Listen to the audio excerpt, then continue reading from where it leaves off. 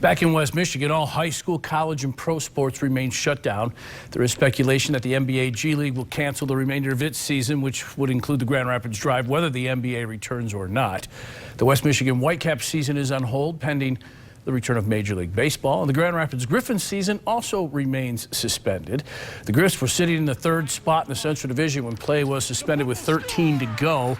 Again, 4 teams get in. The Griffs, one of 5 teams, separated by just 5 points, battling for 2 playoff spots behind Milwaukee and Iowa. Now, head coach Ben Simon was willing to join us in studio tonight, but under NHL rules, whom Ben is technically under contract to, no NHL players, coaches, or management are allowed to do face-to-face interviews with the media as they continue to try to keep anyone from contracting or, of course, spreading the coronavirus. So, Ben joining us now via Skype tonight, which seems a little strange since we're only a few miles apart, but these are strange times we are living in now. And Benny, first of all, thanks for doing this, and how are you handling this situation with your team right now? Yeah, well, thanks for having me on. It's very strange. Obviously, no one's really been through this before.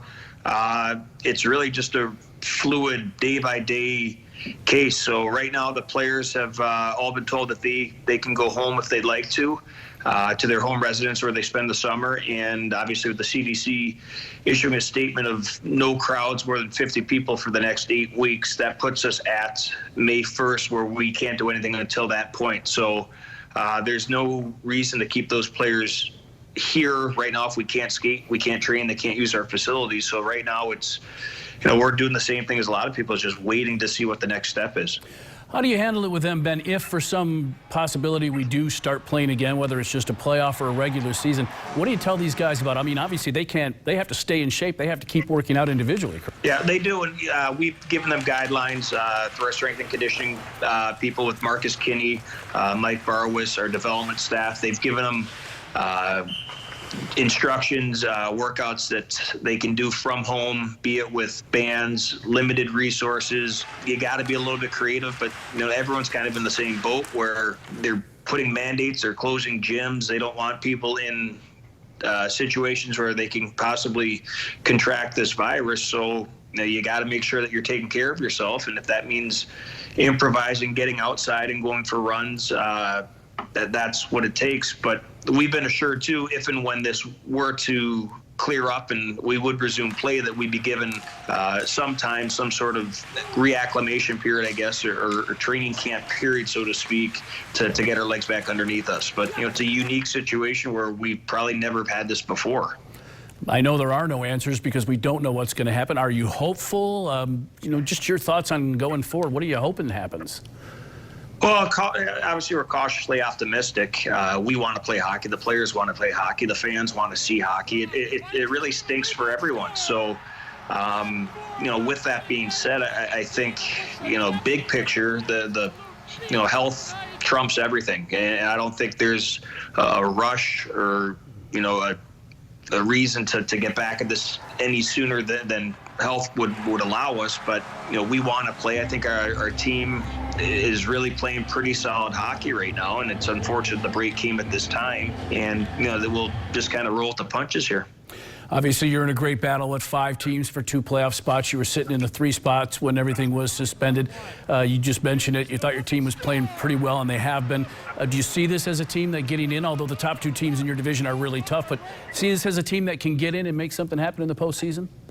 Well, Larry, every year there's a team or 2 that surprise, and every year there's a team that's expected to do great, and they stumble and falter. So, getting in is half the battle. And once you get into the playoffs, anything can happen. Now, if we were sitting in the third spot, or we say we 4th, whatever, we match up pretty well against both Iowa and Milwaukee. So should that come to fruition, Milwaukee lost limited number of games this year, and we were 500 against them. 5 of their maybe 15 losses came from us. So who knows what's going to happen here, how they would, if and when we were to resume, how they would, I guess, create the playoff pool, who would make it, who wouldn't.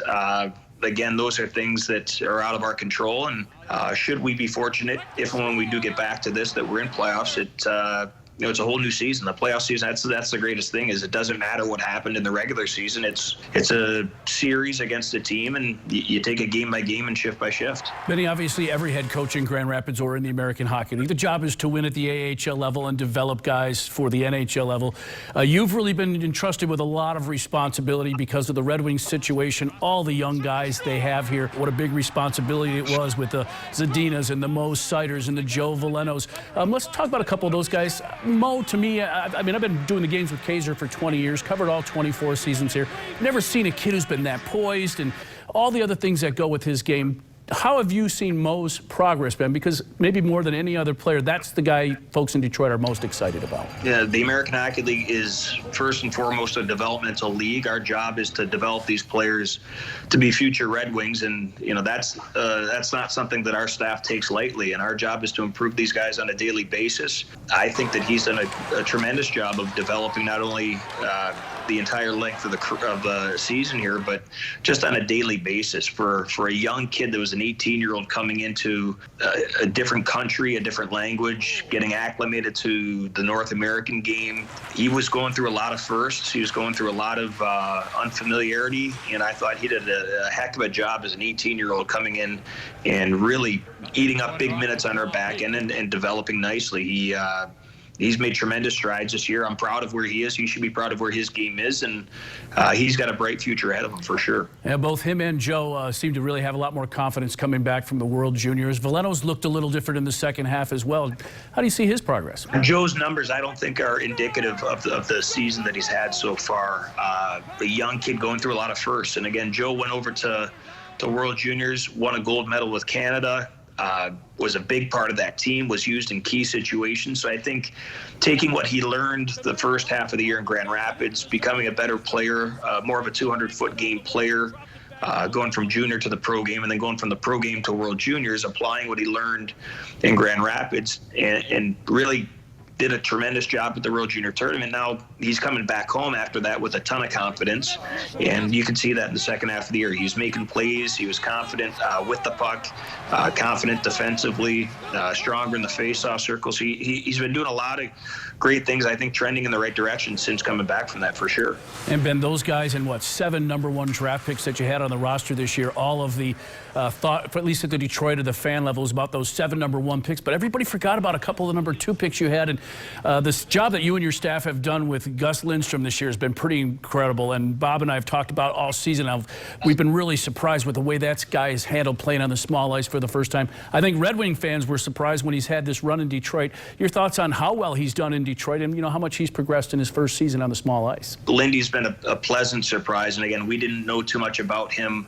Really integrated to the group well, the North American style well, pretty strong defensively, and just really consistent. That's a key of being a good pro and developing to the next level, is making sure you're doing it on a daily basis. And I think that Gus did that, and he's done that, and he earned the opportunity to go up. And I think he's played 16 or 17 games with Detroit now, and credit to him. He worked his tail off, and he put a lot of time in with Matt McDonald on the video side of things, and wanted to learn every day. He came in with a purpose to the rink every day, and I think you're starting to see the results of that work and that dedication when you're seeing him in Detroit and playing significant minutes up there. Hey, well, congratulations to you and your staff for the job you guys have done with so many moving parts this year. Thanks for doing this, Benny, and we really hope to see you back at Van Andel Arena sometime soon here, at least before the summer. Sounds good, Larry. Take care. Thanks for having me on. Thanks, Benny.